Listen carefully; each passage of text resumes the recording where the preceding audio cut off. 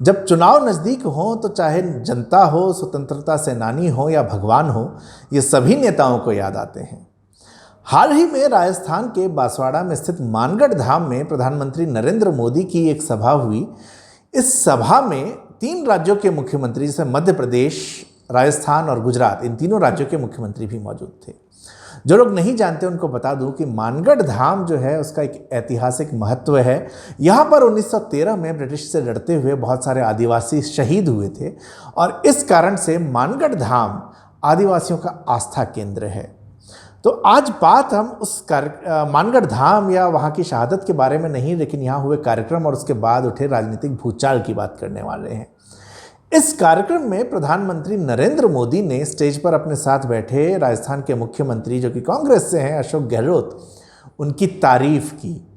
सिर्फ तारीफ ही नहीं हुई, कार्यक्रम होने के बाद अशोक गहलोत और नरेंद्र मोदी की बैकस्टेज 10 मिनट के करीब बात होने की भी खबर सामने आती है। इस कार्यक्रम के ठीक बाद लंबे समय से चुप्पी साधे हुए कांग्रेस के युवा नेता सचिन पायलट अपनी चुप्पी तोड़ते हैं और इतने दिनों से जिस भाजपा पर अशोक गहलोत, सचिन पायलट आपसी फूट का ठीकरा फोड़ते रहे, इल्जाम लगाते रहे, वो एक बार फिर से अपनी आपसी फूट को सड़क पर ले आए हैं। नमस्ते दोस्तों, मेरा नाम है नवीन चौधरी और आज की पंचायती में हम ये बात करने जा रहे हैं कि आखिर सचिन पायलट ने इतने समय के बाद अपनी चुप्पी क्यों तोड़ी है और इसके मायने क्या हैं। मैं आगे कुछ भी कहूँ उससे पहले मैं चाहूँगा कि सचिन पायलट का ये वीडियो आप देखें, जिसमें उन्होंने बयान प्रधानमंत्री के सभा के बाद दिया है। प्रधानमंत्री जी ने कल जो बयान दिए, जो बड़ाइयाँ करी, मैं समझता हूँ बड़ा दिलचस्प एक घटनाक्रम है, क्योंकि इसी प्रकार प्रधानमंत्री जी ने सदन के अंदर गुलाम नबी आज़ाद साहब की बड़ाइयाँ करी थी और उसके बाद क्या घटनाक्रम पैदा हुआ हम सब ने देखा है। तो बड़ा इंटरेस्टिंग डेवलपमेंट था कल का, जो प्रधानमंत्री जी ने सोते ही बड़ाइयाँ करी हैं। इसको बड़ा मैं इंटरेस्टिंग मानता हूँ और इतना लाइटली नहीं लेना चाहिए। जहाँ तक राजस्थान के संदर्भ की बात है, आप सब जानते हैं कि 25 सितंबर को एक CLP की मीटिंग कॉल की गई थी। वो मीटिंग हो नहीं पाई और उसके लिए खुद मुख्यमंत्री जी ने सॉरी फील किया और माफ़ी मांगी पार्टी से भी और हमारी पूर्व अध्यक्ष सोनिया गांधी जी से भी। उसके बाद जो ऑब्जर्वर्स यहाँ पर आए थे, माखन जी और खड़गे साहब, उन दोनों ने भी उसको बहुत गंभीरता से लिया और उस सब का संज्ञान लेने के बाद AICC ने इसको एक इनडिसिप्लिन का मामला माना और फिर 3 लोगों को नोटिस दिया गया। नोटिस देने के बाद ये जानकारी में आया है कि उसके जवाब दिए गए हैं।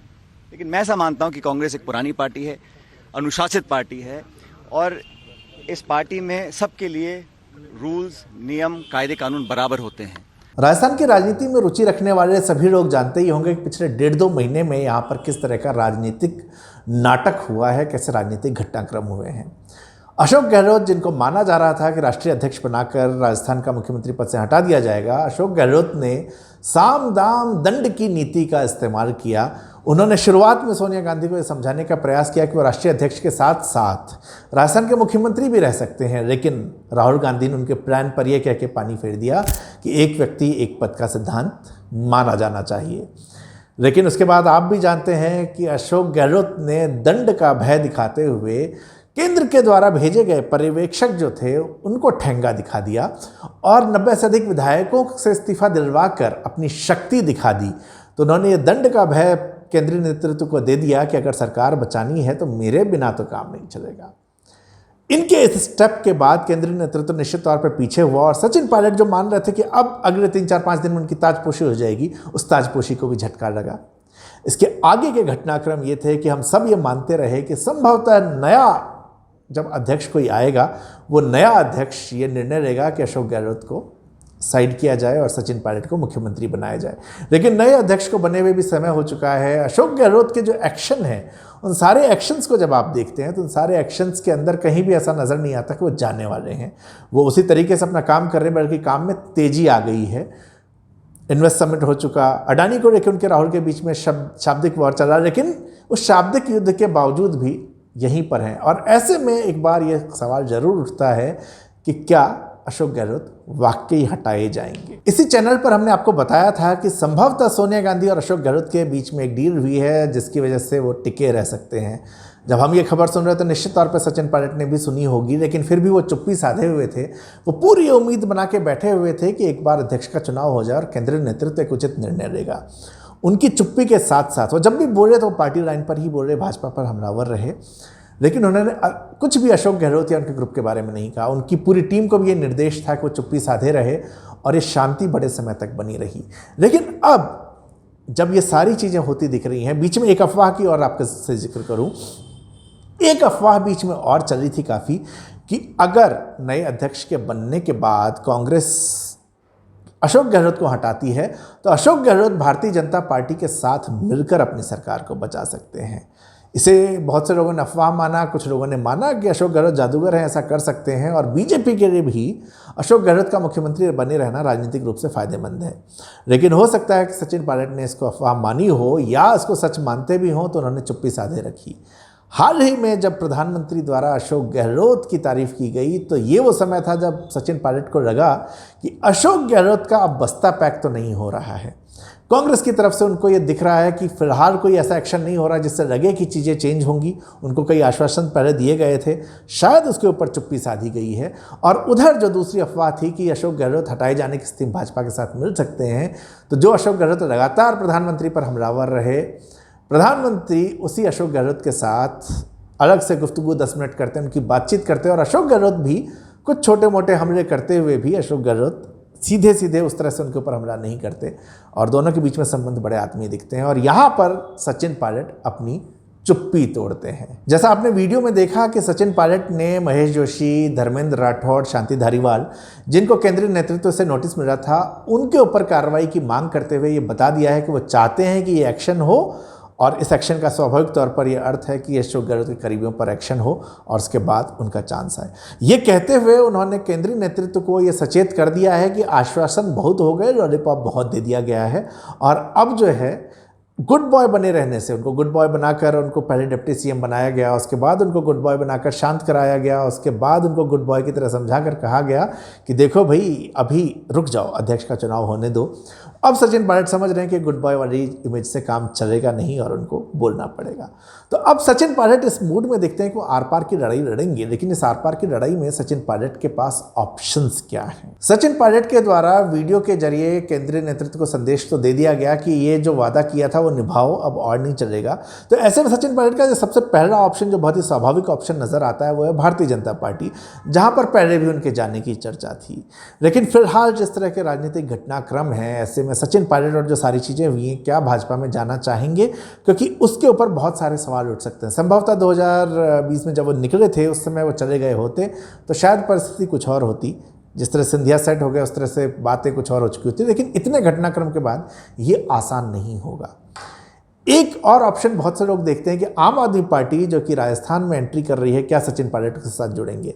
लेकिन आम आदमी पार्टी किसी भी ऐसे चेहरे को नहीं लेके आना चाहती जो कितना बड़ा चेहरा हो जिससे उनका कैडर थ्रेट महसूस करे, कोई ऐसा चेहरा जिसको वो कंट्रोल न कर सके। और निश्चित तौर पे अगर सचिन पायलट आम आदमी पार्टी के साथ जुड़ते हैं, अरविंद केजरीवाल उनको रूल नहीं कर पाएंगे, अरविंद केजरीवाल उनको अपने अंडर में मैनेज नहीं कर पाएंगे, क्योंकि सचिन का जो ऑरा है वो अपने आप में काफ़ी है। ऐसी स्थिति में आम आदमी पार्टी की संभावनाएं भी कम दिखती हैं और एक संभावना जो नज़र आती है वो ये है कि क्या सचिन पायलट एक अलग पार्टी बना सकते हैं, अलग पार्टी बनाकर क्या वो मैदान में उतर सकते हैं और एक नई राजनीतिक ताकत यहाँ पर बन सकती है। राजस्थान में हनुमान बेनीवाल ये प्रयास कर चुके हैं, उनकी राष्ट्रीय लोकतांत्रिक पार्टी जो है वो ऑलरेडी मैदान के अंदर है और वो जाटों के समर्थन को एंजॉय करते हैं। ये अलग बात है कि जितने जाट हैं उस हिसाब से उनको सीट नहीं मिल रही है, लेकिन हनुमान बेनीवाल ने जब ये सारा उठापटक चल रहा था तब एक स्टेटमेंट दिया था कि अगर सचिन पायलट को कांग्रेस मुख्यमंत्री बनाए तो कांग्रेस को समर्थन दे सकते हैं। आपको बता दूं कि हनुमान बेनीवाल अभी बीजेपी के साथ हैं। ऐसी स्थिति में हनुमान बेनीवाल जो कि एक सॉफ्ट कॉर्नर दिखाते हैं सचिन पायलट के लिए, सचिन पायलट अगर अपनी पार्टी बनाए तो हनुमान बेनीवाल और सचिन पायलट मिलके एक बड़ी ताकत बन सकते हैं। दोनों के पास एक जातीय आधार है, उस जातीय आधार के बेस पे कई सीटों को साधा जा सकता है। लेकिन यहाँ पे एक बड़ी इंटरेस्टिंग सी ट्रिक है। हनुमान बेनीवाल जाटों के नेता हैं, लेकिन सचिन पायलट को गुजरों का नेता सिर्फ नहीं माना जाता। सचिन पायलट को अन्य जातियों के लोग भी काफ़ी पसंद करते हैं, जो कि हनुमान बेनीवाल का केस नहीं है। तो क्या ये जरूरी है कि सचिन पायलट और हनुमान बेनीवाल जब साथ जुड़ें तो लोग सचिन पायलट को उसी तरीके से देखें जिस तरीके से अभी देखते हैं? क्योंकि आपका जो साथी है उसकी इमेज का प्रभाव तो आपके ऊपर पड़ना ही पड़ना, और ये संभावना है कि ऐसे में सचिन पायलट की इमेज का जो फ़ायदा मिलना चाहिए था वो फ़ायदा उन्हें न मिले। तो मेरी नज़र में हनुमान बेनीवाल के साथ, अगर राजनीतिक रूप से कुछ लोग देखेंगे उनको लगेगा कि संभवतः ये बेस्ट ऑप्शन है, पर मेरी नज़र में हनुमान बेनीवाल के साथ का ये टाई अप बेस्ट नहीं है। अभी भी जो मुझे सबसे ज़्यादा महत्वपूर्ण चीज़ लगती है वो लगती है कि Sachin Pilot despite everything BJP उनके लिए बेस्ट ऑप्शन है, क्योंकि बीजेपी आने वाले 10-15 साल तक तो केंद्र से और देश की राजनीति से कमज़ोर नहीं होने वाली। जिस तरह से कांग्रेस हो चुकी है, बीजेपी उस स्थिति में फिलहाल तो नहीं आने वाली है। और सचिन पायलट के पास प्रदेश ही नहीं, केंद्र के अंदर भी, राष्ट्रीय राजनीति के अंदर एक बड़ा स्कोप बनता है। सचिन पायलट जैसी पर्सनैलिटी को भारतीय जनता पार्टी का सेंट्रल जो लीडरशिप है वो काफ़ी एक्सेप्ट करता है, पसंद करता है, और ये हम देख चुके हैं। यह अलग बात है कि नरेंद्र मोदी अपने आगे किसी को बोलने नहीं देते, लेकिन टैलेंटेड लोगों की वहाँ पर जगह है, उनके लिए काम उनको दे दिया जाता है और वो काम खुशी खुशी करते हैं जब तक कि वो मोदी जी को ओवरपास न करें। तो मुझे भी लगता है कि ये जो सचिन पायलट के लिए बीजेपी अभी भी एक बेस्ट ऑप्शन है। इन तमाम ऑप्शंस के बीच में सचिन पायलट जो भी निर्णय लें, ये बात पक्की है कि वो कांग्रेस से नेगोशिएट जरूर करेंगे। वो अपने पूरे ऑप्शंस पहले कांग्रेस में खोजेंगे। अगर उनको सफलता नहीं मिलती तो उनके इस स्टेटमेंट से ये तो लगता है कि वो आर पार की लड़ाई के मूड में हैं। कांग्रेस नहीं मानी तो वो क्या निर्णय लेंगे ये तो वक्त बताएगा, लेकिन अगर उन्होंने कोई निर्णय नहीं लिया तो याद रखें कि अशोक गहलोत, जिन्होंने अब तक साम दाम दंड का इस्तेमाल किया है, उन्होंने भेद का भी इस्तेमाल कर लिया है। धन्यवाद दोस्तों, ये थी आज की पंचायती, और जुड़े रहें, सब्सक्राइब करें, लोगों के साथ शेयर करें। धन्यवाद।